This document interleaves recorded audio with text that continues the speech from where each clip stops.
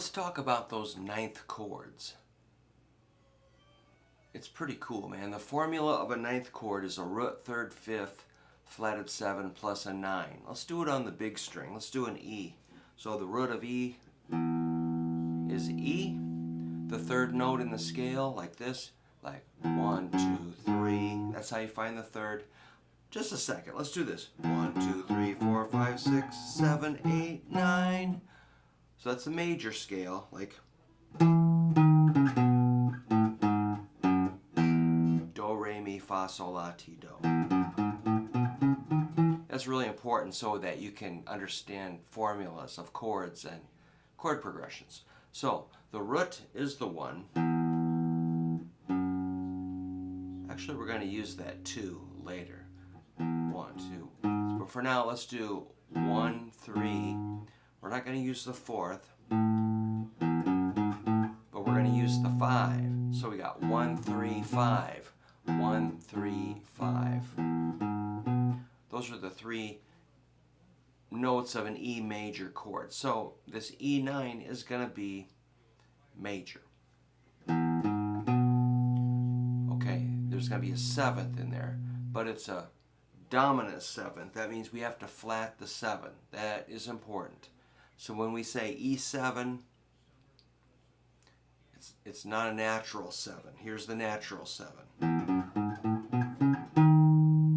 It's a flatted 7. So that's a natural 7 is a D sharp, but for an E7 or E9, we're going to need a flatted 7, which is a D. So D is your 7 in an E7 chord, which makes sense. Here's an E chord, E7, you drop off your ring finger. There's the D. Or you can go to 2nd string, 3rd fret and add that. Add the D there. Or both Ds.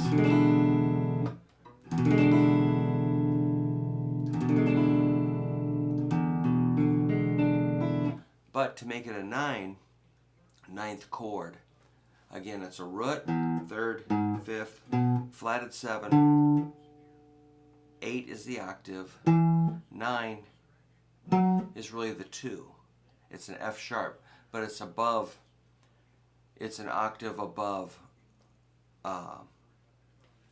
if we did it down here, we're going to call it a 2 because it's low.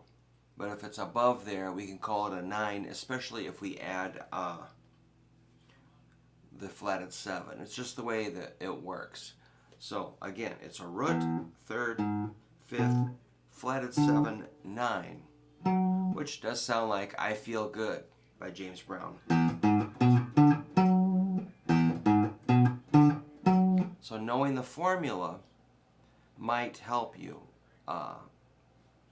get used to what's happening here. Okay, so like I said, an E9 is pretty close to an E7.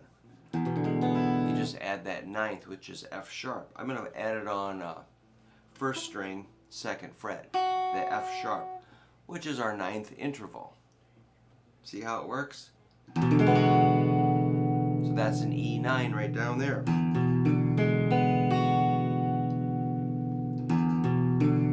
Just like an E, let the D string be open. That makes it E7. Now add that F sharp, 1st string, 2nd fret with your ring finger. That's an E9 chord. Remember, don't just splat it. Don't splatter it. Splat. Splat! You can't really tell. What's that? But if you go slow,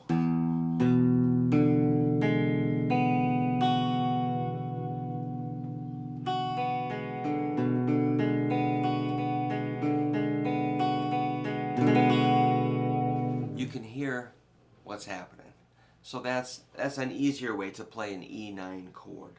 Let's go up to the one that nobody seemed to like my video that much of the previous one, but I did have a student interested in this, so